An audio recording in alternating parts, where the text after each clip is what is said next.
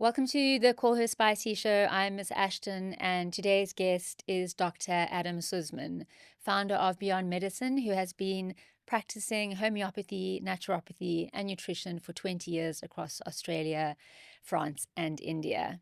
His work has evolved to focus on those living with neurodivergence, autism, and ADHD, with a special interest in looking at the emotional and underlying patterns that are impacting our health. We're going to explore neurodivergence and those living with sensory sensitivities, how we can be more self-aware and create more guidance and support. Adam, welcome to the show. Thank you, Andy. Great to be here. So what is Beyond Medicine? Okay, well, just a bit of backstory. It's like I was a homeopathic doctor all over the world and here in South Africa for 20 years. And then I developed a system of medicine to give to people so that they would be able to work with their minds, their emotional spaces, their history, to move them a set of empowerment tools in a sense, but just things which were quite deeply thought through to allow them to go more deeply into a lot of the stuff that disturbs us. And this is kind of when I came to the whole neurodivergence thing. I was looking at particular conditions that one might benefit with these kinds of remedies. Now, the remedies themselves are, it kind of started from a homeopathic base, but I evolved it from there. So it's basically, if you look at water as an impersonal medium that will absorb frequency and you can imprint upon. I use distilled water. What I've done is I've amplified the frequency. So normally you think of a frequency as like a pulse. If you imagine like dropping a little stone in the water, creating a ripple. What I've done is I've layered the frequency on top of itself to make much stronger, denser frequencies. So it's a bit like throwing a grapefruit in the water and getting a much bigger pulse. And when we ingest these medicines, they create waves through the body and they inform us. They assist us. One's able to, drag in any frequency from anything, made from anything, or even mantras or runes or, whatever you want. You're able to take these kind of primordial forces and put them together as art to fulfill a particular function. So that's really what the work is about. And it's a whole system around that where people can, use these tools to navigate through their mental emotional states and through the world and through disease. But it was just designed, when I retired, I was like, okay, well, I can't leave my poor patients. Like, what are they going to do? It's like, but if I can give them a set of their own tools to empower them to the point where they can not entirely replace me, but like it allows me to duplicate and clone it and extend it as opposed to just one person. The idea is, when you look at disease, it just seems like this endless sea. It's like, oh, where to begin? And you work and you work and you work, and there's still this endless sea. But if you have a system which people can use and absorb, and a fairly user-friendly system, which has got sort of user-friendly names, and at the same time go very deeply into the fabric of the mind and the emotions, then people can actually get a lot of traction on their processes. And then, that's part of it as well. People feeling like they actually have some ability to control this process. They're not just at the mercy of their emotions, which kind of just push them around like a bully at school, which is, I think this is the situation a lot of people find themselves in. They're like not in control of their emotions, and, they get angry and then they're caught in the anger, and 4 hours later they come down and they're like, oh wow, just wasted 4 hours of being pissed off because some guy cut me off at the light, And what this is designed to do is to bring more cognizance to people so that they can really sort of take control of the process, and then we can decide, do I want to engage with this emotion or not? Do I really want to get angry and stay angry? I'm not saying suppress the emotions. That's the cause of disease. Exactly. But what I'm saying is thought arises, the guy cuts me off, I hoot, and then if I can drop it and move on, that's what we want, that level The of road engagement. rage. The road rage, but to unplug from the road rage, Yes. because road rage can turn into day rage, and then you're pissed off with everyone, and then angry people come to meet you. You manifest your day whereby the situation comes up to meet you because you're in a bad mood. Everyone's scowling at you. So it feels like you're kind of talking of like a way of sort of subtly supporting and regulating your emotional well-being in terms of being like less reactive. For me, because I Or was triggered, like, less I come reactive and from triggered. quite a strong Buddhist background as well, Mm, and a lot of that is to do with technology on dealing with the mind. And so a lot of the work with the remedies and the medicines is kind of based on the Buddhist stuff, because mm, they say that the emotions, if they're allowed to control us, will consume us, right? But if we can gain control of them, or we mm, can work with them, even better, then we can dance through the world without getting dragged into the pit all the time. And I think this mm, is ideally what everyone would want, to have the emotion come up and engage it, but then realize, okay, it's done what it needs to do, and now I can drop it. I don't need mm. to like sign on to like a contract with anger for the next 20 years. I will get angry when this happens. It's like, no, I want to choose. Do I want to get angry or not? Be So more of an observer and empowered. empowered, just Mm, more of a chooser of our emotions, as mm, opposed to like someone who's just dragged into it willy-nilly. I remember as a child, and this is part of where this system came from. I remember thinking when I was 8, like, why can't I wake up in the same mood every day? Why is, mm. like, I'm in a good mood, I go to sleep, I wake up and I'm in a bad mood? What is that? Like, Yeah. why do I have no control over this? It just struck me as preposterous, as like ridiculous. How would this system be made like this? What's the point? So Is all of that why this you got is into homeopathy in pretty the first much, place? Okay. to get some control over this. Or control sounds bad, because control's badly, it has some bad aspects, but just some Understanding. understanding, some Mm, ability to be the chooser, as opposed to it choosing you. mm, And that's freedom. That's ultimate freedom. Yes, I choose to get angry about this, but I'm also choosing to stop being angry, and I'm moving on. But as we know, it's all very easy to say, but mm. to do it in practice is the work of mastery. But Exactly. a lot of these remedies give us the perspective, because I realized as well, it's all about perspective. We're so busy being us, but what if we could escalate from that, step out of ourselves, look down upon ourselves, and see ourselves like, okay, there's Adam. Like, okay, here he is being the angry man. It's like, oh, that's Mm, a bit silly. mm. And you look just like your father. Oh, you don't want to be like your father. Okay, let's take yourself out of that Yeah. space, and then choose not to be that. And those are the underlying patterns that are impacting us. The subconscious, like running. The unconscious, the stuff we've Mm, inherited from our parents, even it doesn't matter how aware people are, everyone mm, absorbs this, because we absorb masculine, feminine archetypes from all around us, and we often don't have a choice. And mm. I mean, it's great if our parents are perfect and well modulated and emotionally mature, and like, but they're going through their own process as And well. extremely rare. Extremely rare, exactly. Yeah, good luck. We're all just doing our best with the tools that we learned. That's it. Yeah. And they're getting it from their parents, and like kind of Mm, like our generation, it wasn't the most enlightened generation of parenting mm, anyway. It was better than their generation, but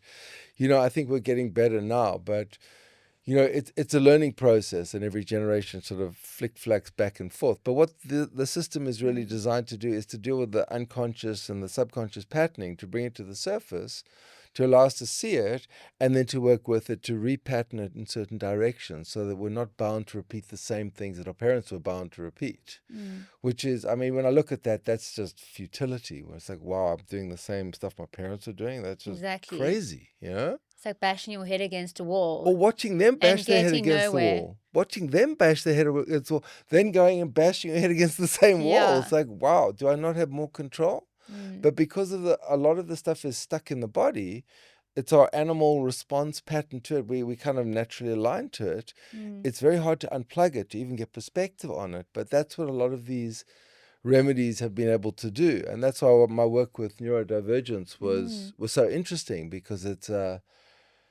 it's quite a tricky field. It's a big field that's kind of getting bigger every day as people realize the range of neurodivergence, It's so incredibly nuanced.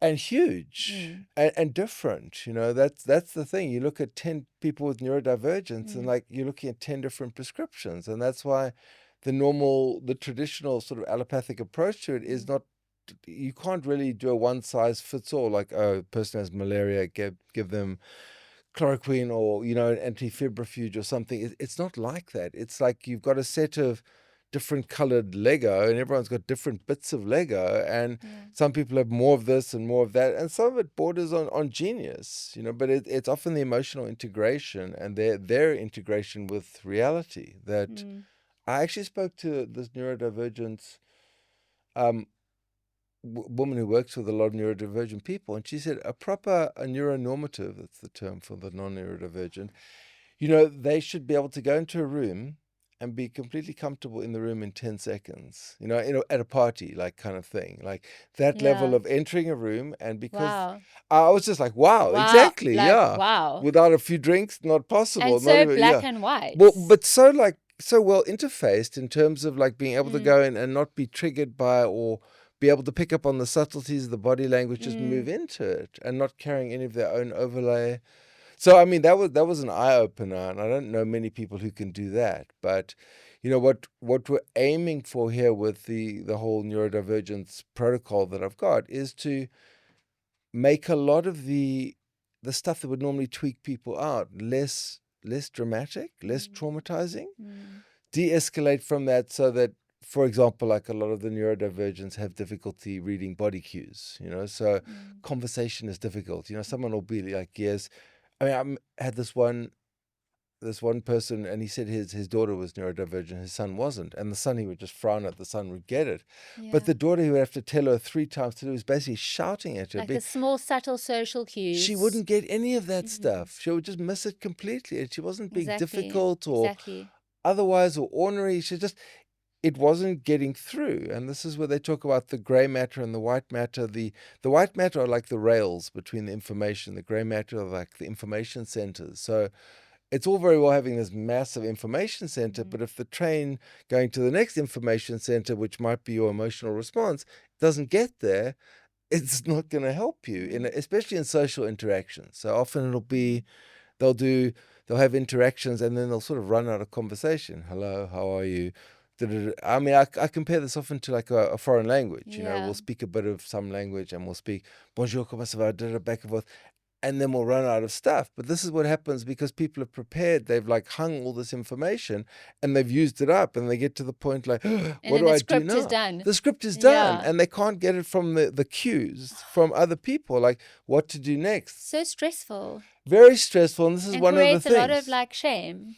Well, and anxiety. And anxiety. Anxiety, yeah. Exactly. Yeah, no, this is the thing that I saw with the trials I did. I did 3 trials with my full spectrum protocol on the neurodivergent people. And it was a learning curve. Like, okay, what bothered these? Gosh, that must have been fascinating. It was fascinating. I mean, I'll tell you a few stories because they kind of show it quite nicely. The one, so the boy was, I think he was like 18.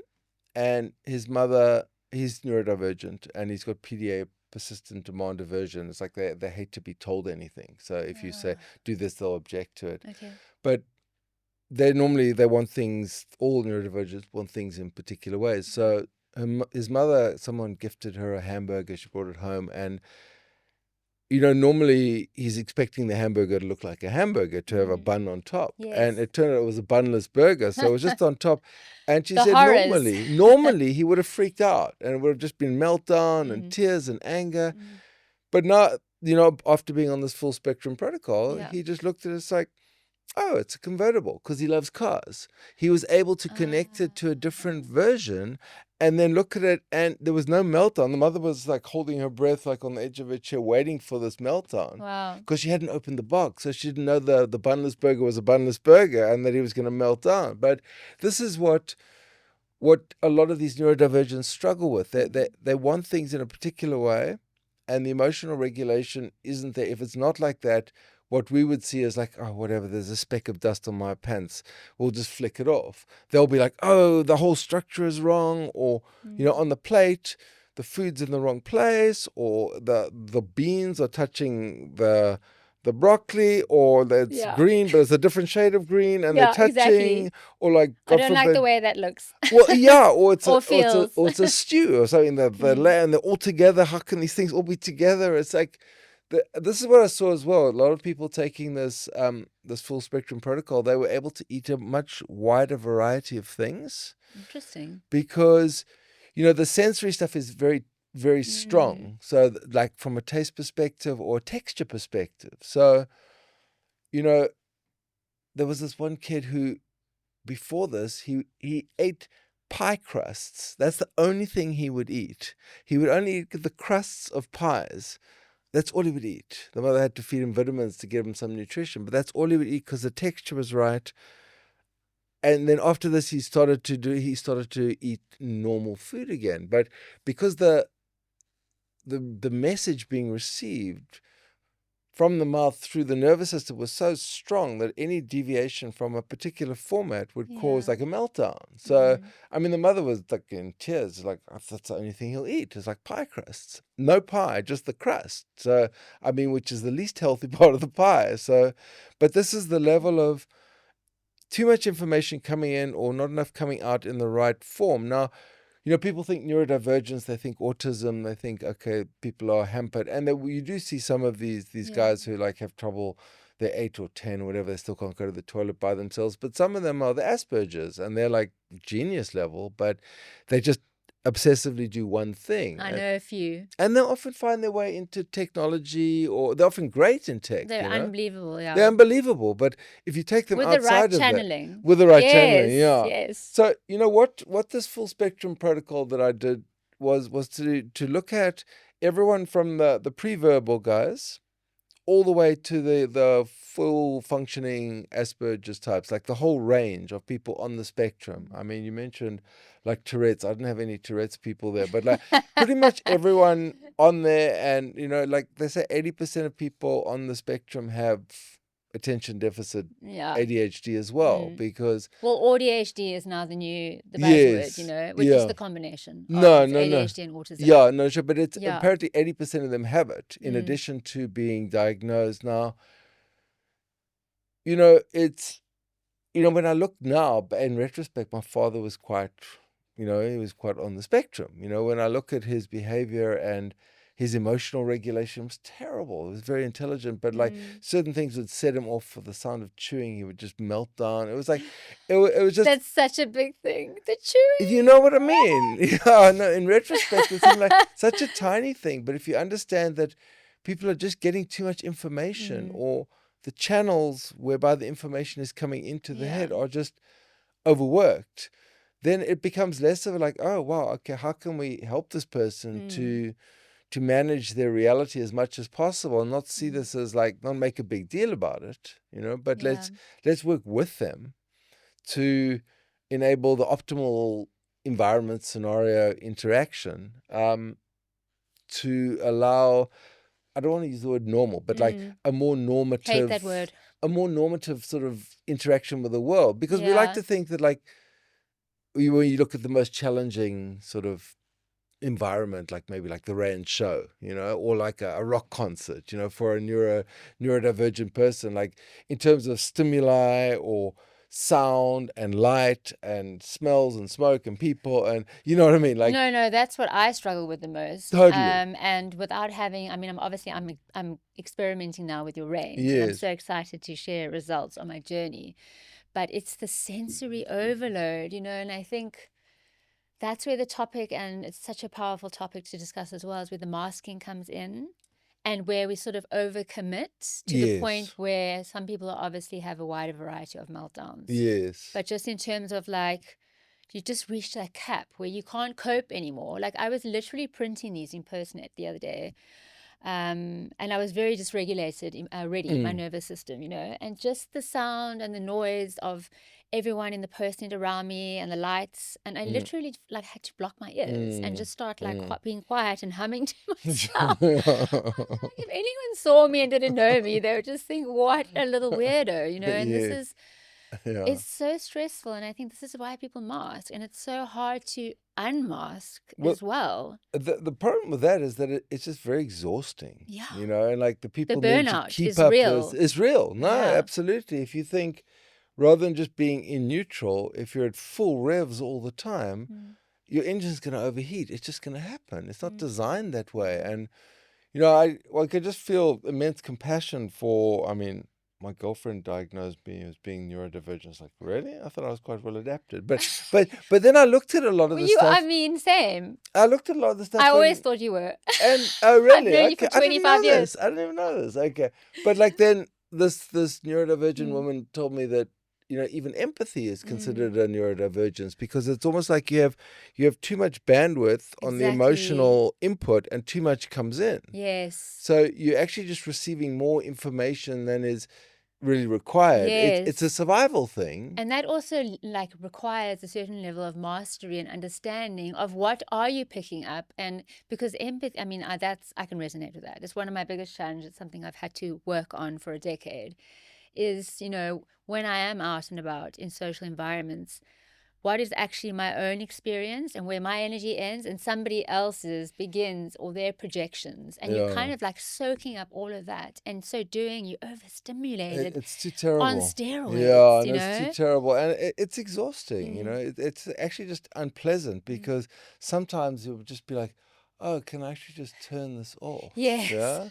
But I did Yes. this one remedy presence actually really helped. I like Mm. when I started taking it's made from some Amazonian trees, some ashes from some Amazonian trees, but it's able to kind of tone down the emotional intensity. And then it's like, I was like, I'm a great boyfriend because my girlfriend has any disturbance in the force. I feel it before she's almost even aware of Exactly. it. And then I've compensated. It's like I've done whatever. And she doesn't even notice that it could have turned into a mess, but it's like Because fantastic. that's the gift. If you understand the That's the wiring, you can gift. channel it. Yes. And Yeah. you can fix it before you feel their Yes. disturbance. So you can fix your Mm. behavior around that. And then all of a sudden it's fine. Mm. Yeah. So they almost don't even notice that it might have been a problem. Mm. But and I realized how this evolves as a security thing to be able to know the emotions of those around you. Mm. It's obviously very useful from a survival point of view because then you're more able, oh, so-and-so is coming in angry. Okay, let me adjust myself. But if you don't know the person's coming in angry or they come into the room and you can't see it, you can just feel the anger. It's like, okay, how can I modify the situation whereby that anger is not going to spill over onto me and potentially be Exactly. life-threatening. So it Exactly. has its value. That's a Yeah. real skill that absolutely can be mastered.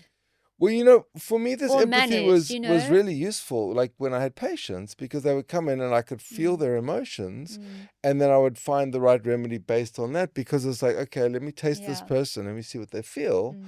and then, oh, I know this space, this is this remedy. So it was quite useful, but I mean, going out playing poker and you start winning and everyone starts hating you and like, oh, this is just actually But unpleasant. no one's saying anything. It's horrible. No one's saying anything. You're Everyone's just like like, picking up on all you're the just vibes. winning and Yeah. then you're just getting the hatred and you just feel horrible. You almost want to give the money Yes. back. I can relate to that. Exactly, especially in work environments. Well, that as well. Yeah. Yeah, no. Too many That can be people. challenging Oh, no. if you don't Awful. understand Yeah. yourself in that way yet. But even then, just to be able to put up the boundaries or to realize that this is a neurodivergence, it is an adaptation, which is potentially very useful from a survival point of view. But in society, it can be very challenging. And until we learn, if we can learn to just turn it off a bit. Or just differentiate as well between what is yours and what is mine. Well, And find a way to sort of like filter that out so that you're not yeah. taking it on, Like- adding like pressure onto your nervous system. As a parent, it's very useful. Like when my daughter gets unhappy and I feel it, okay, I know it, then I can find a strategy to get her out of that as quickly as possible or just give her whatever she needs. So I do see the value. But once again, talking about masking and exhaustion and what this is going to look like Yeah. for us long term, like, what do we have to deal with? And that's without all the other sensory stuff, without all the sound, the light, the physical taste stuff, like That's the a pie biggie crust for person. me. And the thing with masking for me as well, which I want to share, it's like how it looks in a normal real world. It's that everything is hunky-dory, but inside, like, your sensory overload is like basically screaming at you. You're right. And you're like just trying to hold it together, Yes. basically, because you've been taught that you need to do that. Yes. And so how I've managed it is, depending on which environments I'm in, if I know that I'm getting to that point, I will just excuse myself and go and find a quiet, non-sensory space, take a few deep breaths, and just sort of come back into my body, Yeah. Or, if I can leave, Yeah, I'll no, leave, ideally. But and just manage it that way. What's quite reassuring now is that people are seeing this neurodivergence as not a problem. It's just a different wiring of the brain. Certain brains are Exactly. wired differently, and Exactly. if you want to take it a step back, you might even say, well, we incarnated here in order to have this experience with this brain in this particular way to give us certain advantages, but there's certain disadvantages as well. Like a fast car might consume a lot of petrol, or an off-road car might be great off-road, but it might be very big in the city. So, you know, it's hard to know what environment we're going to end up being in, and I mean, to some extent, the neurodivergence might push you in certain directions, but, I think jobs like technology where there's not a lot of human interface, a lot of the neurodivergents Yeah. end up going to because they don't have They to deal with thrive people. as They well. The thrive. hyper-focus, the They're fixation. hyper-focused, yeah. Yeah. No, It's totally. like incredible. Yeah. No, that's... Yeah. But then when they have to deal with people in a social environment, then they feel quite nervous. They Mm. don't know quite how to behave. And Yeah. I mean, it's all comes down to what makes up a healthy life. And like my And the feeling, spectrum's so broad as well. it It covers so really many comes things. from person to person. Yeah, well, this is why I just looked at it, and I looked at, as a parent, I was listening to some of these autistic parents' stories. And I was like, oh my God, it's like, it's as hard as it is being a parent, times that by 10 or even 100, Yeah. when everything is potentially a meltdown or their ability to regulate their emotions isn't there. And then the parents are like there supporting the child or being there as like their kind of catchment area. But, and then they work out, oh, well, this environment is safe. I mean, that's why one of the remedies, I call the Cloud9, is got oxytocin in. So when people take that, they're able to feel more calm in the environment. So they're less likely to get tweaked out, going into environments. So I even suggest that they take it preventatively. I want to talk about the remedies just because I'm an avid fan of Okay. quantum physics. So I Yes. understand and speak Yes. frequency and energy fluid, but it does sound very woo-woo to the masses. So how can we break that down? Well, just as if explain to me how the remedies are formed and how they hold their potency as if I'm 5 years old. okay, well, I mean, I don't know if you're familiar with Dr. Emoto's work, but it's a The possibly, water. yeah, the water, and he'll Yes. write like love on the water, Mm-hmm. and then feed it to the plant, and the plant will thrive, and he'll write hate on the water, on the glass or whatever, and pour it on the plant will die. So Yes. clearly, I mean, I work with water all the time as this. Think of it as a sponge. Like distilled water is a super sponge. So whatever you put in there, it'll suck in, right? So if you put a frequency, I mean, this is where the the homeopathic process of, grinding stuff and diluting it was you're able to make things potentially even stronger. It's like essentially you're just cloning a frequency. You're getting imagine like a leaf, right? And the leaf is like the heart of it, and it contains the essence of that. And then the physicality is, but if you're able to get the essence of an apple, right? And then amplify that essence and then consume that, it would feel as if you'd just eaten an apple, because it's transmitting it to the water. The water is communicating to the water in Energy you. The transference. the cells are able to absorb that. Which is why our thoughts are so important. Well, you know what I mean, that's just like, the basic, no most one commonly understood no one. one can see love, Yeah. right? And yet love is real, and Yes. the absence of love is also real. It's like the feeling you have when you pick up your favorite animal or whatever, like, oh, you love that animal so much, or a child. But where this doesn't exist chemically. Okay, they say Yeah. maybe there's some noradrenaline and some serotonin going off, but before all that chemical stuff kicks off, there is a feeling, right? And that feeling is like a frequency, right? Is an imprint. And this is what homeopathy, and I've been able to work with quite extensively, is to extract that.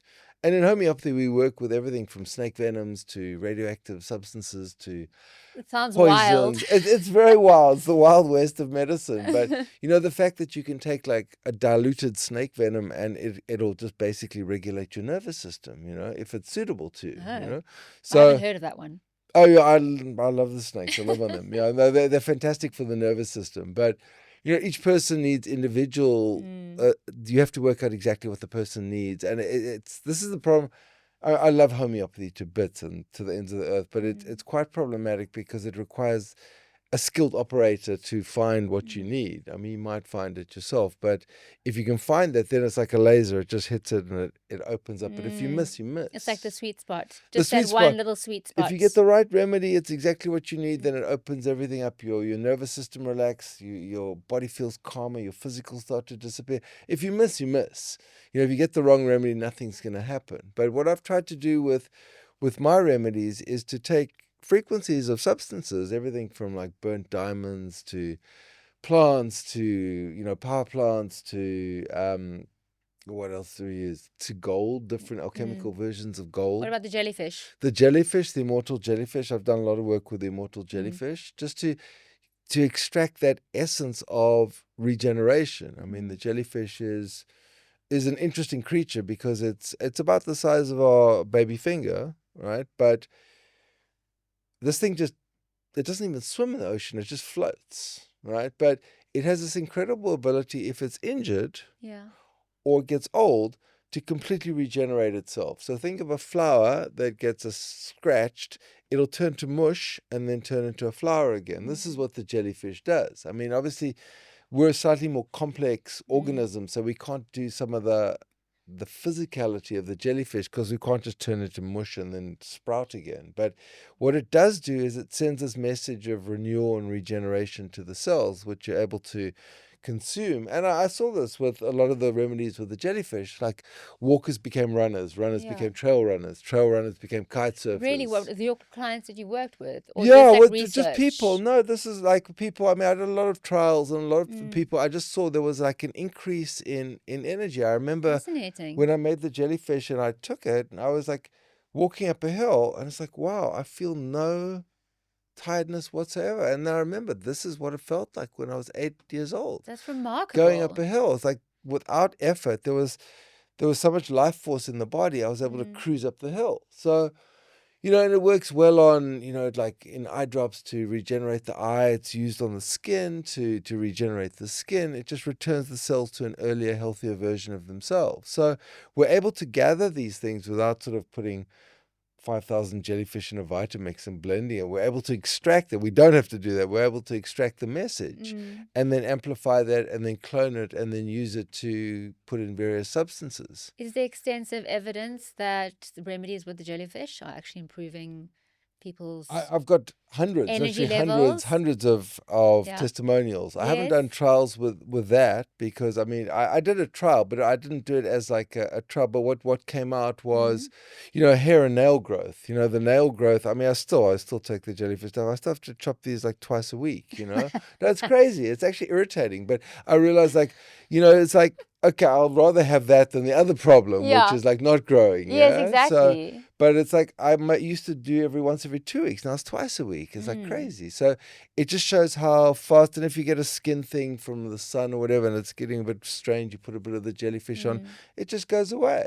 Got a friend that had this melanoma, basal cell carcinoma on his head. He just puts the jellyfish on there. It returns the cells to their original form. So, if we extract the message and we amplify it, and then we use it either topically or internally, we're able to send the message to the body to regenerate itself. Now, it's not the only component to aging. There's mental, emotional components and memory components to aging. Trauma. All of that. I mean, trauma is like going to take Epigenetics. You name it. We all could of be here that for stuff. weeks. Yeah, well, it's another whole discussion. Yes. Yeah. But I mean, I think the gist of this talk was around sort of neurodivergence. Absolutely. And sort of different strategies. I mean, I'll just tell you a little bit about the trials if you'd like, just to what we came out with from the trials was, unless we want to go somewhere else. I just want to ask you, just because we talked about trauma just briefly, though, Yes. because you've obviously have such extensive experience of working with neurodivergent clients, and kind of globally, actually. Yeah. Not of South African, but also Yes. globally. Did you notice like an overlap or interconnection with neurodivergence and trauma? Like a pattern? Trauma's going to make everything worse. Yeah. Guaranteed. Like you could look at neurodivergence as an adaptation to trauma. Like I was talking about empathy before. If you were to develop empathy as a result of trauma, that might potentially, from a survival point of view, lead you to the belief that you were more safe because you could sense more.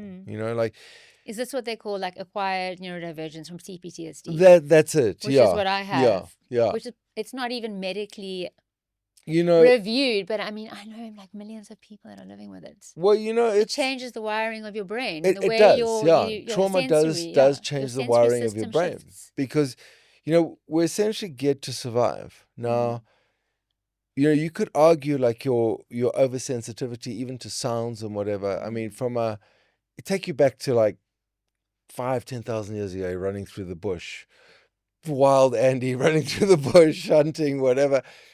Sounds dreamy. Sounds dreamy, yeah. But in that sort of scenario, better hearing, better perception of sound, better Highly vision, attuned. your survival goes up.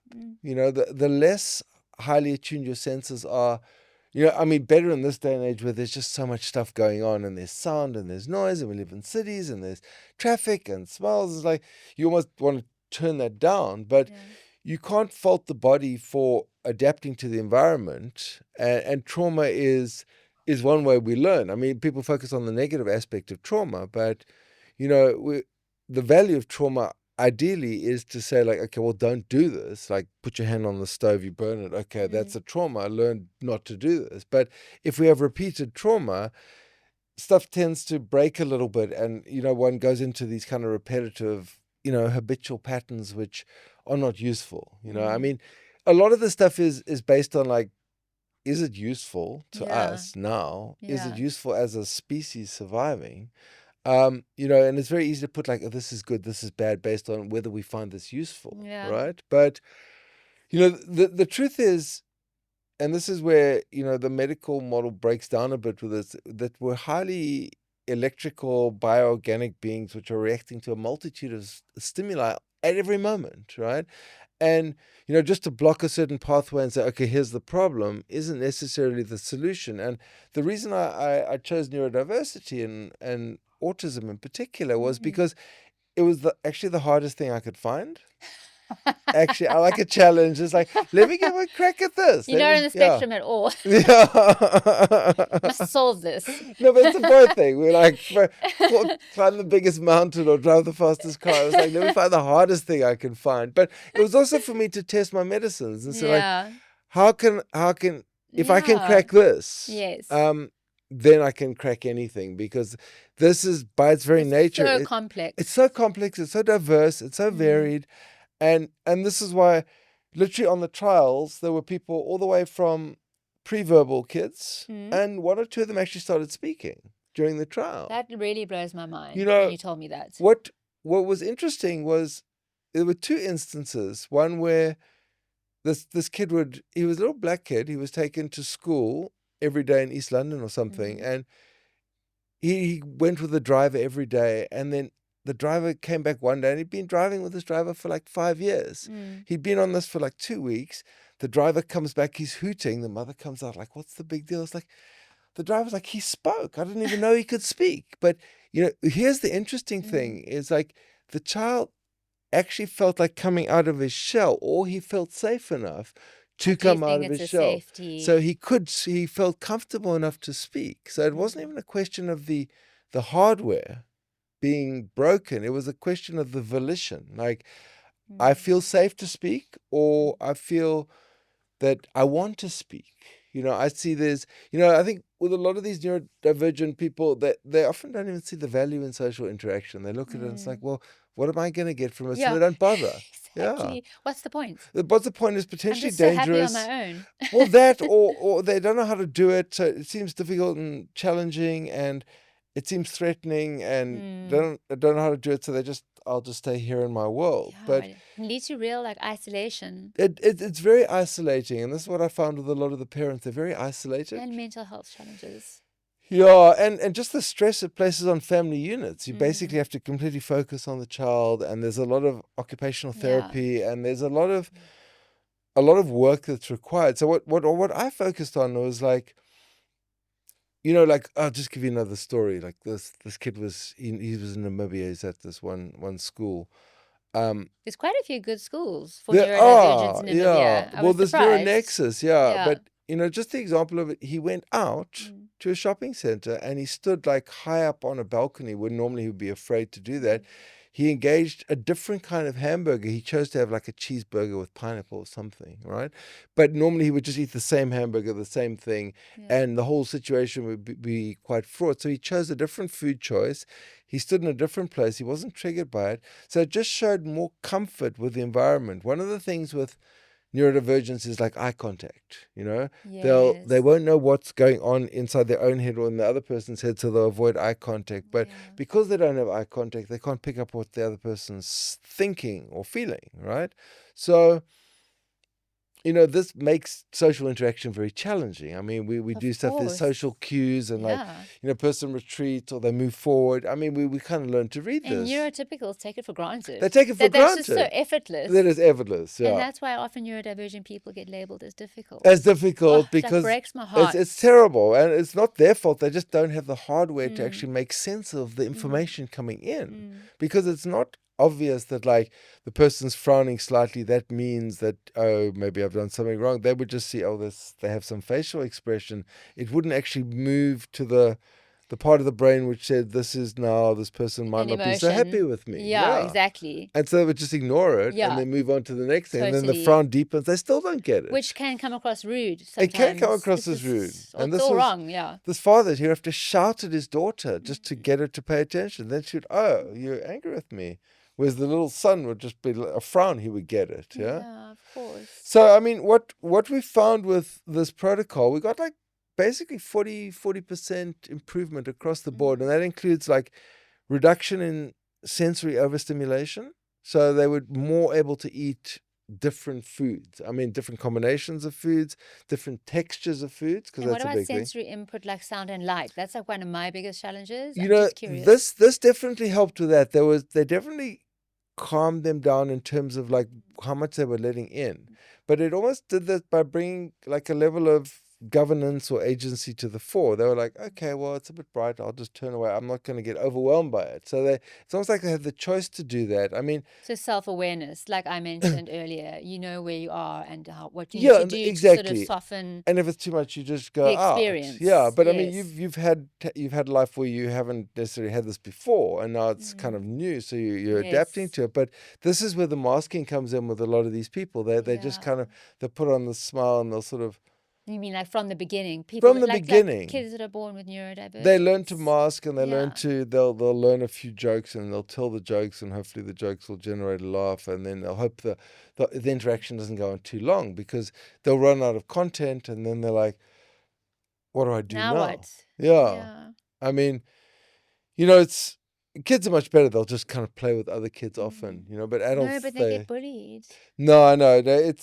But there's more and more. But just coming back to this that's full why we're spectrum. here. We're bringing awareness. This is where this full spectrum was very interesting. So what happened was there was more acknowledgement of eye contact. They were able to read social cues better, and that includes facial cues, emotional sort of expressions, body language, all of this. They were able to read it better. I mean, the same guy with a hamburger, his mom had a party, and he's like 18. So she said at about 6 o'clock, everyone started arriving, and he started getting a bit overwhelmed. And she said normally he would be overwhelmed and he would go into meltdown. But he just went upstairs, he took his remedies, and then he apparently came back down, and he spent the whole night up until 12 o'clock at night interacting with everyone. It's like, he's so it's remarkable. Normal. Yeah. Because, once you de-escalate the anxiety around the social interaction and you give more cognizance of the mental, the emotional, and they get to choose like, okay, I'm not going to choose to melt down here. This is a bit of a hiccup, or the person didn't understand me, but that's fine. That's normal human interaction. People don't understand each other. Exactly. It's not a reason to go back to your room or melt down or cry. It's not always personal. It's not personal, and sometimes it's not such a big deal. It's like people having an off day, and maybe someone scowls at you, and like they were just scowling because their wife left them, or it's nothing to do with you. But what I saw was so much more ability for people to interact with the environment. It was such a beautiful thing to see that, I was reading these testimonials from a lot of these trials, and I was just like tears, just watching this. It's like, wow, so heartfelt, where parents who'd struggled so hard were able to then watch their kids choosing to want to engage. They come out of their kind of little protected world, and they would say, oh, well, maybe there is value. It's so emotional for parents. Exactly. It's like, wow. Or little breakthroughs. Just also the pressure. The one woman, the first case, we call him client zero, because he was the first one to start this. His mother was able to go away for the first time in 20 years. He was balanced enough and regulated enough, so the mother was able to go away for the first time in 20 years by herself, just for 2-3 days. I mean, she probably just lay on the floor in the hotel room and did nothing, Like crying. just crying, or just like sighing, Having a foot or rub. something. Yeah, no, exactly. An 8-hour massage later, but just that the son was comfortable enough in himself, and she was comfortable enough in his emotional development that he wouldn't melt down, she wouldn't need him, he wouldn't need her, that she was able to go away and leave him and just take some time for herself. So I mean, very exciting stuff, in terms of that. And I mean, I think it's a big field. I'm just happy that I can contribute to this field. When people who haven't been able to talk suddenly start to talk again. You're clearly so unbelievably passionate about it. Well, it's, as a parent, you're like, parenting is tough. Single parenting is very tough, and that's what I basically did. So it's basically a 10-year commitment. Well, not 10 year, I'm still there, but now it's a lot less now. But where you stay up at night and watch, but then looking at the commitment that these other parents with neurodiverse kids have, and it's like, like this one kid's. So is that what happened when you were doing school runs? What sort of shifted your focus into looking at how to support the children with neurodivergence? Well, I had so much empathy for these kids. It's like, well, is there a way to help these kids or these adults? Or I mean, it doesn't stop when they're 18. Then they've got to interface with the world, and like they've got to ideally find a job. And like a lot of the parents' fear was like, what would happen to the child, even of the 20-year-old, if they died? Like, who's going to look after the child and give them all the attention? And it's quite a labor-intensive process looking after a neurodivergent child, especially the extreme ones. They require a lot of OT and one-on-one work. So more like autism. Yeah, more. But I mean, it's a spectrum. Yeah. I mean, and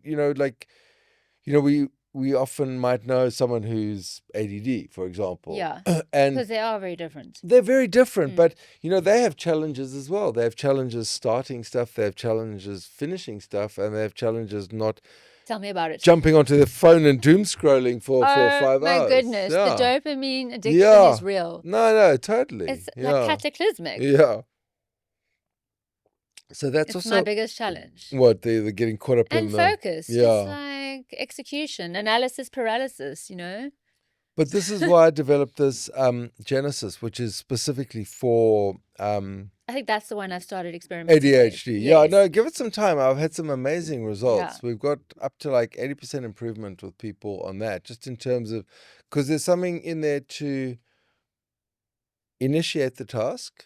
There's something in there to stay focused and not get distracted. It's about how do we complete? And there's something about there to complete, right? So I put in components of all of these aspects, so that I worked with a neurodivergent person. I mean, with an ADHD person, and I just said, "Tell me about the experience." Exactly. And she Every told me. detail. Yeah, exactly. What is it like living with this? Because that's not your experience. Well, I don't have that. No, I have other I know. stuff. Yeah. But I realized like, wow, it's such a struggle to get anything. And I realized a lot of these ADD people, ADHD people, they live on cortisol and adrenaline because they'll basically force themselves till they absolutely have to. I do it And to then have it's that extra such a pressure. Yeah, exactly. And then I just get so burnt out. But it's a horrible thing And to do to your borderline nervous nervous system. breakdown. No, exactly. This is what happens. They exhaust themselves. It's madness. It's crazy. I still have to work through that. Yeah, it's like running your car at full revs all the time, and or just waiting and then not warming it up at just full revs. I just looked at how they would operate. So they would wait till the last minute before the exam to start studying, and then they do it. And there's so much pressure, and then they could do it because it's life or death. But life or death is reserved for life or death, and it's there. And then we turn on all the adrenaline, the cortisol, and all the stuff, and then we operate like a machine. But it's not designed to be done every day, or I've got to go to school. So many people with ADD and ADHD have burnout. But it's completely understandable. If you're Yeah. running your nervous system at like 10 volume Yeah. all the time. Also, because you've always got 99 tabs open up Well, and you haven't in your finished mind. stuff. Yeah, no, the unfinished stuff. Yeah. Yeah. So many rabbit holes. No, I looked at it and it's like, but that's why this Genesis has been amazing. It's been amazing for the ADD mindset. It's even improved my sister's sleep.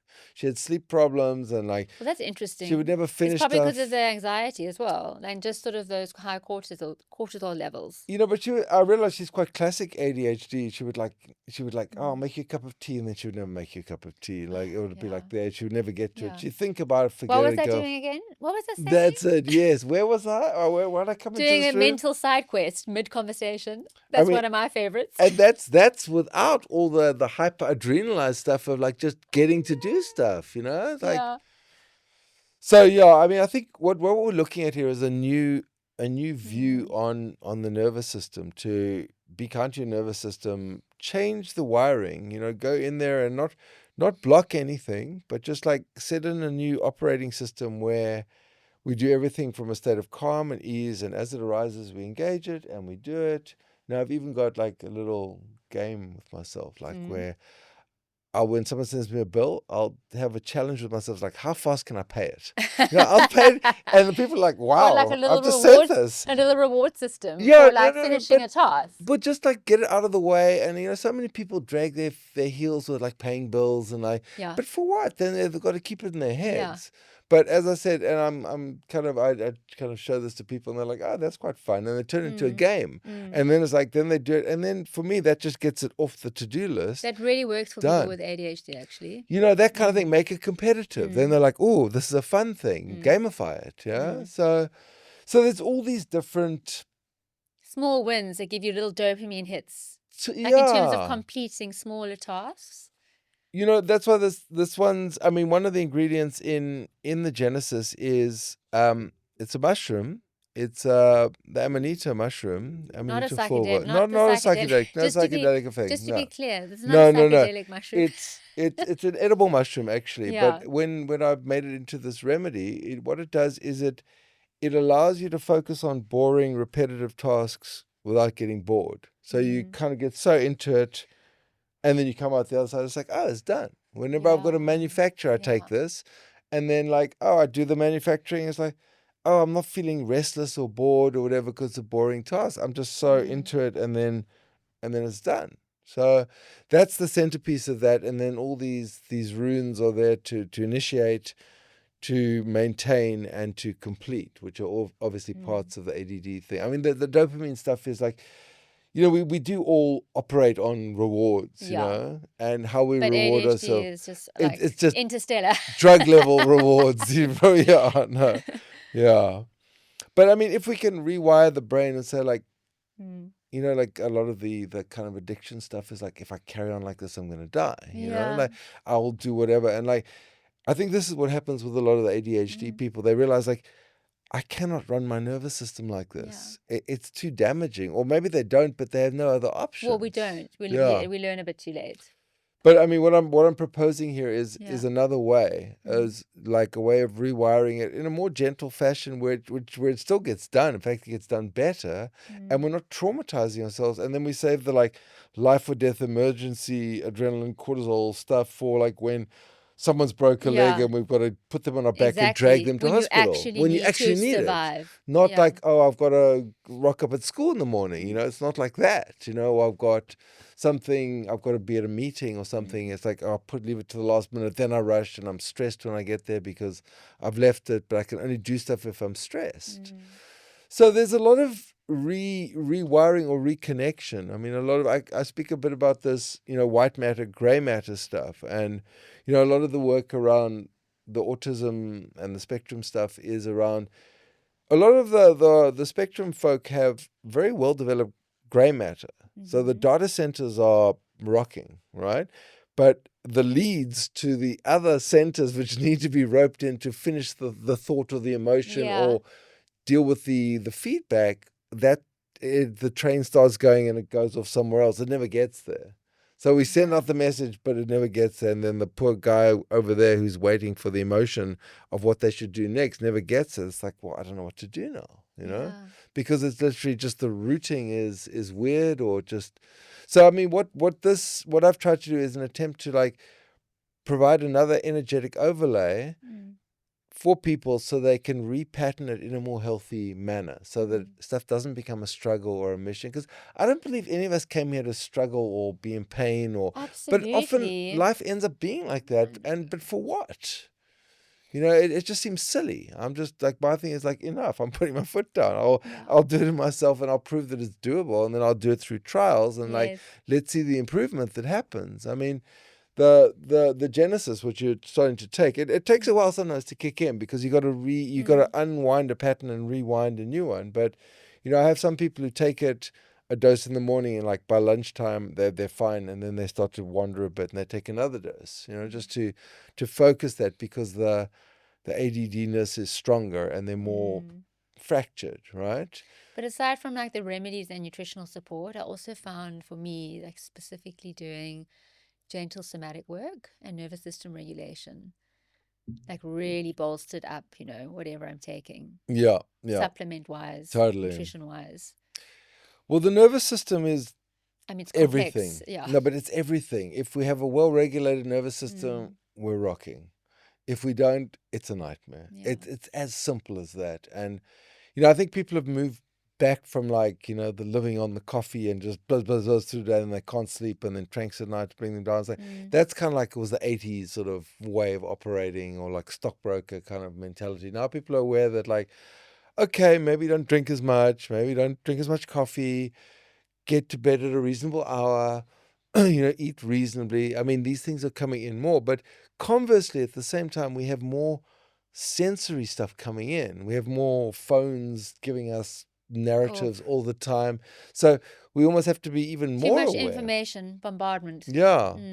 And, it's all very well to say like, okay, we'll just stop doing that. But, if we feel our survival is dependent on that, then it's hard for, like, you was talking about your friend, the journalist, and like, she can't put it down. Yeah. It's like, oh, step away from the vodka bottles. Like, no, I can't. I need this. But that vodka bottle's the news feed, Yeah. So it doesn't matter what the substance or the drug is. addiction. It is a type of addiction.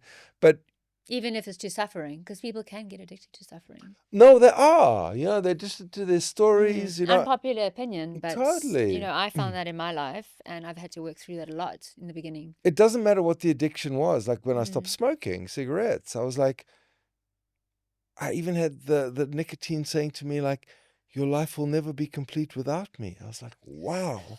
That is so good. It was brilliant. And then my mind's going like, ooh, maybe it's epic. I was like, I was so impressed with it. It was like, wow, that is such a lie. And it's like, and it's like still whispers in my head when I feel like there's something missing in my life.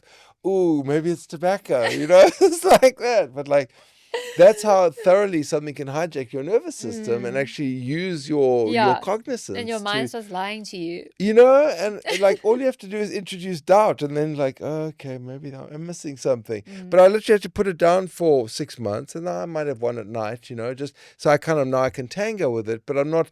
She rings the bell.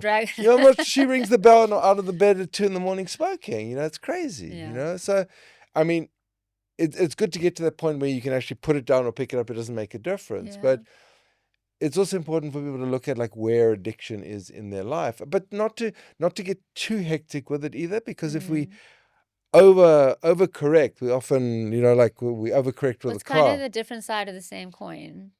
Yeah. In a sense. Gentleness is everything, just to bring ourselves back to balance, because otherwise we're swinging, teetering in the car. Balance. And like, it's always been my biggest challenge in my whole life. or just realize that, like, get used to like sort of being kind of out of balance, and just dance. Realize that is the balance. Oh, you mean just be more fluid? Fluid well, within that's it. Yeah. But I mean, the nervous system malleable with life and what it throws at you. That's that's really the art. That is the art. Yeah. No. So what I've tried to do with these remedies is just to give people some support with that, to allow them to get some perspective, to get some cognizance, some control of the mental, emotional stuff, so that it's not. So that life isn't a struggle, even, I've got some remedies that deal with, past patterns and karmic patterns, and like, unfinished relationships and all of that stuff, the stuff Mm. that's unfinished in the body. And even with those, I've put in, substances into those to make it more enjoyable, more pleasant, so that we can actually just deal with that stuff while we're skipping down the road with our best friend, as opposed to Yeah. like crying into our pillow at 4 a.m. by ourselves alone. And like, like, who says it has to be suffering? That was a view, but from my view, is like, if we have too much suffering, we set up more patterning anyway. Absolutely. So to do it gently, Yeah. to bleed it off gently, so that we treat it as a journey, and that's what a lot of these remedies are. It's like a set of companions that are there with us on the journey, that we can use to bolster us up when we're feeling a bit fraught or Exactly. anxious or whatever. And But we there's can no use, magic pill. I mean, it's not a quick fix. well, It's about supporting there's no magic pill, depending but on your needs. if you say to me, like, Mm. Adam, you got to go on this hectic journey, but you can take your best friend, and you can take your favorite pet, or you can take your favorite whatever, your clothes, or whatever you like, your favorite stuff. Mm. Then I'm like, okay, then it'll be an adventure. It won't be a struggle, because I'll have companionship, Mm. and I'll have the stuff I like around me to make me feel secure. Then it turns from a traumatic event into a fun journey, potentially. And that's what I try to do with my medicines, to Yeah. introduce substances, frequencies in there to bolster the person up and get them excited about the process, so that it's like, wow, okay, this is my journey back to myself. I'm going to go via all the ports I've been to, Mm. but it's going to be fun. And I'm going to enjoy it, and I'm going to get value from it. And yes, there might be the odd tear along the way, but if you're with your best friend, who cares? Yeah. You I'm just a laugh big it off. believer in, empowering yourself with the reframing method. Totally. Like, that's literally how I got through, 15 years with a chronic illness. It really, really works. The message I'd really like to bring here is, there's so many techniques, and everyone's punting their own thing, but like, the idea is, like, if we use all of these things together, then we can really get traction, right? So much of it is based on fear-based, like, oh, if you take your therapy, you're not going to take mine. I see this with Yeah. practitioners. Yeah. They'll try hoard their patients, but the truth is, there's so much suffering, and there's so many good techniques Yeah. that people need to do, and certain things work for certain I people. was And about to say, you need to find what works for you, simply. and also just to be very remain diverse. open-minded. Be diverse, like, well, maybe take a bit of this remedy and do this, some of the reframing and this, and just find, what works for you. Because if you don't, I mean, the answer is crying into the pillow at 4 a.m, that kind of stuff. And Been that, there far too many times. after all, even that gets boring, though. It's like, okay, then you take action. That's when you can become addicted to the suffering. That's what I mean when I say That's that it. becomes like a lifestyle. in a No, that's sense. it. Yeah. No, and you And it see doesn't people. serve anyone. No, and Yeah. least of all you. And no one, after a while, that's what I realized is, like, people come to me and they tell me about their suffering. It's like, listen, I love you, but like, I've done this for 20 years. Yeah, let's shift. I've listened to people talk about their suffering. So let me give you something, and I'll give you a key to go on a journey with this. Let's reframe this, and let's look at it as like, okay, this thing is an opportunity for you to move in a different direction. And Always. maybe we've done that part of our life. I literally retired all my patients. I said to them, look, I'm moving into this. You can become distributors for this if you want, but I'm retiring you. I'm here. This is my final notice. But, I'm not abandoning you either. Here, I will give you these tools. You can continue the journey, and I'll advise you if you need along the way. But, the idea of too much of our health and our sanity and our psychological well-being is shopped out, So when in truth, I believe everyone kind of, once they tap into their intuition, they know what they need, and they will find it. They'll know what they don't want and doesn't work for them. The body will say, like, ooh, that therapy that doesn't feel like is right for me. Just trust that. But then do treat it, and do the, like you were saying, like, okay, if it's too loud in the room, just go to a quiet place in a corner or whatever. Or if you can leave. And intuition is such a powerful gift if you can just differentiate between that and alarm signals. I actually read something this morning, and it was, your intuition whispers and anxiety screams. That's how you know. No, exactly. Yeah. No, I mean, this is really what I'm trying to do with a lot of this is to reconnect people to themselves so they can actually make the right decisions. And, even if you can just de-escalate the nervous system from like a 9 out of 10 to like a 4 out of 10, from a 4 out of 10 perspective for the nervous system, you'll make sane choices. You'll have reasonable responses. But if the nervous system's cranked 9 out of 10, someone says boo and you just tweak out, it's too much. Like So me at the postnet. first thing, get it down. Yeah. And it's a simple thing, but it's real. No, I had to postpone the No, podcast. that's it. Yeah, I mean, it just was what it was. Like, It there was was what it nothing I was. could do. Yeah, no, I just that's had it. to radically accept and Yeah. shift, reframe. There we go. Yes, and move on. Yeah. And trust the perfection of all of it. And Yes. this was actually a better time for me anyway. So it's like it all Yeah. worked out just fine. Exactly. So, yeah.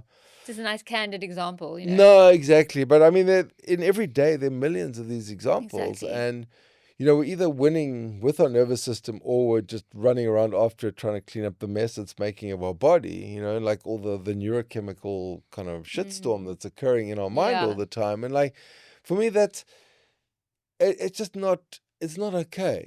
That's my quest, my mission here is like, okay, let's bring this technology to people. Let's bring them a system of medicine that works with them and helps them and is supportive and regenerative, and it has things which, I've got certain remedies I know, like if I take those, it's like, it's very hard to have a bad day. I've put so much loaded in my favor. I've put myself in the perfect, like a mental, emotional feng shui position that like, I'm going out and I love that. I know I'm going to have a good day. Mental, emotional feng shui. Yeah, no, but that's what this is, It's so good. It's aligning ourselves with the environment, like putting our best foot forward. I've got a remedy called creation, and it's based on this best day ever. So that was my brief. Let me make best day ever. I love that so much. So it was like a Ferris Bueller's day off. It's like, okay, what does my best day ever look like? Classic. I want to be happy. I want to be expansive. I want to be playful. I want to be engaged. And Curious. Curious. And when I made this remedy, I called it creation. But, and then I found I would start actually chatting to the woman at Woolies when I'm buying stuff, or the petrol attendants. I never used to do that. I was just like, here's someone in front of me. Let me engage with them. That was just part of this remedy, making me more user-friendly. And then each moment became more valuable, more nourished, more full, And life is measured in moments. And if we get a day full of really good moments, we've won for the day. That's the win, Absolutely. And, no one can tell us what happens tomorrow, unknowable, what happened yesterday. It's the craving and chasing for more that just leaves us feeling listless. And No, empty. that's it. But if each moment is so rich, is so dense, and we're so into it, we're so in the moment, then we feel satisfied. Like the Buddhists talk about the hungry ghosts. The hungry ghost is the realm of earth. And the feeling of the hungry ghost is like big belly, fire burning. Yeah. And they're eating, but they're not getting satisfied. So they always want more. I remember I was at this trance party with this friend of mine. He was Argentinian, and he was like, trance party. He was smoking a cigarette. He was eating a falafel. He was drinking a beer at the same time, all at the same time. I was like, he was the classic hungry ghost. It was like, how much more can you put into yourself, Juan? Nothing was going to satiate you him. must be satiated. You must be satisfied. Exactly. And there wasn't a pile of drugs high enough, or enough women in the world, or enough falafels or cigarettes or beers. And then hilarious. He realized it after a while that he was a hungry ghost. He had to be satisfied. Otherwise, he would kill himself with what he had to consume, trying to fill himself up while not feeling fulfilled. Because he was actually just so disconnected from himself. That sense of not being satisfied, or like wanting more, like not being satisfied. Dangerous way to live. Very powerful. But, very unfulfilling. But it's also, we have to look at ourselves, like, I mean, that's... no judgment. I mean, I've been there. No, exactly. I had to learn the hard way. You know what I mean? And but then you realize I must be satisfied, or otherwise I'm going to suffer, and there's no pile of anything high enough to consume. It'll just be endless. And there really isn't. There isn't. That's the reality. Yeah, and it's not going to make it better. It's more like you become satisfied in that moment, and that's the lesson of a lot of these is like, engage completely, live your fullest in that moment, and then go to sleep having had a full day, and then tomorrow's another day. It's so Yeah. fulfilling. It's how I live. It's what I preach. It's the only way to do it, Yeah. yeah. But it's not as easy as it sounds either. No, listen, it is an art, and I Yeah. have plenty of Yes. horrific days, No, crash sure. outs, Yeah. But even you then, just know, being okay, so I'm that's feeling crap life. today. Let me abide in being crap, you know? That's fine. I just won't do anything today, you know? Not to That's put where being malleable and just sort of kind totally. of finding a way to flow, with the ebbs and flows and the hot and the I mean, colds and the ups also, and the downs. working for yourself helps a lot. I mean, if Mm. you've got to rock up and you've got a boss who's like 9 to 5 and you've got to show up and like that's another story, you Yeah, I know? tried that. Didn't Yeah. go very well. I was like, "What? You want me to do what?" Yeah, and I don't feel like it today was, yeah. Anyway, Adam, thank you so much for being on the show. I just want to say that if someone does trust you and shares that they are living with autism, ADHD, or any sort of sensory challenges, please approach them with curiosity and not judgments, and the world will be a kinder place. Thanks, Ad. Totally, thanks. Great. Cool.